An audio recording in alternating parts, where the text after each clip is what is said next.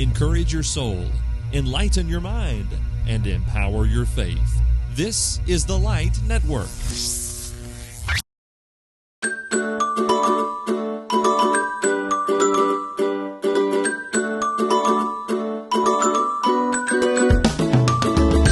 Hello and welcome to Wifey Wednesdays, a podcast for women who are seeking to be the best wives they can be.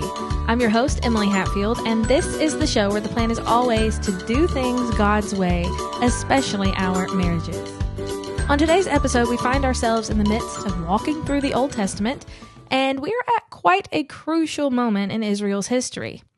After Joseph has helped to literally save the rest of Jacob, or Israel's children, they spend the next few hundred years enslaved because their numbers were increasing too rapidly, and a pharaoh who didn't know Joseph came into power. So, insert the story of Moses, another example of someone being placed in a position of hardship in order to lead the people toward salvation. While Moses grew up in the palace of Egypt, he must have had an internal struggle for the majority of his life, knowing he was part of the enslaved people, all the while living in luxury.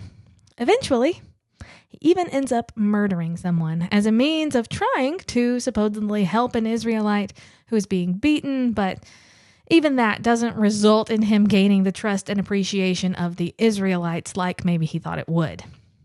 Fast forward through the burning bush and the plagues and the Passover, which I'm cringing on the inside, even fast forwarding through these. But if we're covering all of the Old Testament in a season of Wifey Wednesdays, listen, we got to plow through.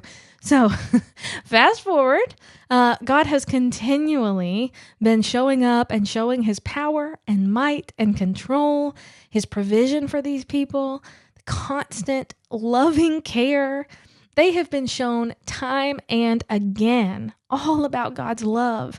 They have been cared for in such supernatural ways, from manna, from, even the plagues, the Red Sea parting. They have really seen the mighty and tender hand of God. But when they come into the wilderness on their way to the promised land, they start whining and complaining. Instead of being grateful for the provision of God, they start threatening a return to Egypt. Instead of following Moses and making his leadership unburdened, they constantly add a burden to him and keep acting in ways that they shouldn't. Okay, now we said that about them, and sometimes I think we're quick to say that about them, the Israelites. We know them as a whiny and complainy bunch of people, but let's be real with ourselves for a minute. How often do you and I act this very same way?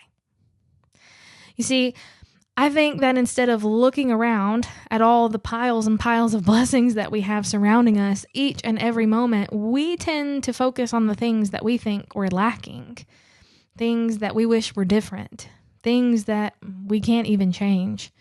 We find new ways to whine at every turn, it seems like. And more often than not, we end up sounding like that nagging wife from Proverbs, instead of a thankful child of God who prays and thanks him for the gifts of marriage and our homes and really just our innumerable blessings. And while we're discussing ways we act like the Israelites, have you ever been guilty, because I know I have, of not making the leadership of your husband joyful? As wives, we are given the role in our home of submission, and while each Christian is in a role of submission, and the leadership of a husband does not negate his obedience to the command of submission to God and to his wife, when it comes to the order of the home, wives simply aren't in charge. We're respected and cared for and loved. We're provided for, but we aren't the ones with the final say or the headship. Do I make that job easy for my husband? Or do I constantly resist his leadership, fight back against the patriarchy, insist that I get my way all the time?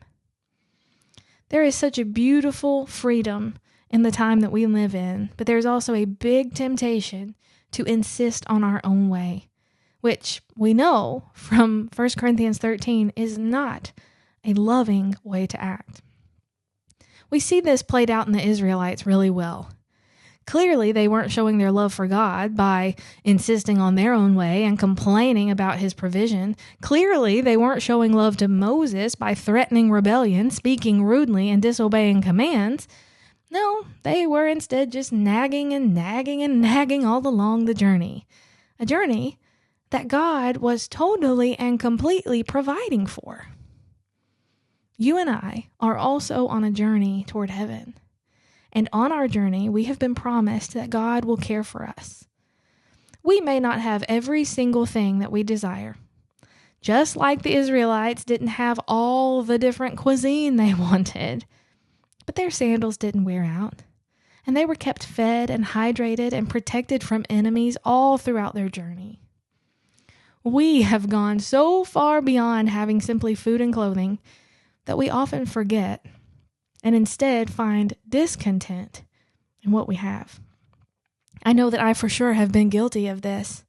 While I may have food and clothing and shelter, I have definitely complained about the price of food, my desire for new or different clothing or new and different shelter. I have complained about so many things, both to and about my husband. And sadly, I have also complained about so many things that were really me complaining against God. Situations, circumstances that I didn't like, I didn't want, I didn't ask for. I complain instead of seeking peace and contentment. I complain and grumble, seeking a pity party rather than a praise party. But if we learned anything from the Israelites, it's that even those who have seen the mighty hand of God and tasted food directly from that hand, they can be tempted to complain and insist on their own way.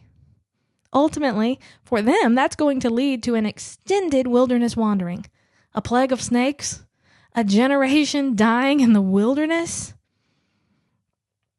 Let's not get distracted on our journey toward the ultimate promised land. Let's not whine and complain and grumble and dispute all along the way. Let's not make the leadership of our husbands a burden. Let's not forget to have grateful hearts for all of the ways that God has blessed us in the present. Surely you can think, like I can, about all of the things that you have right now that you prayed about in the past. Instead of living my life like God has answered my prayers, I often become that entitled child who forgets the good and only focuses on the things I still want. Let's choose gratitude, not grumbling.